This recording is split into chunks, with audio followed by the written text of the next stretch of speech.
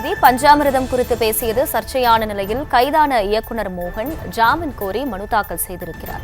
மனுதாரர் பழனி பஞ்சாமிர்தம் குறித்து கருத்து தெரிவித்த சம்பந்தப்பட்ட சமூக வலைதளத்தில் மன்னிப்பு கேட்டு பதிவிட வேண்டும் எனவும் உத்தரவு என்பது பிறப்பிக்கப்பட்டிருக்கிறது.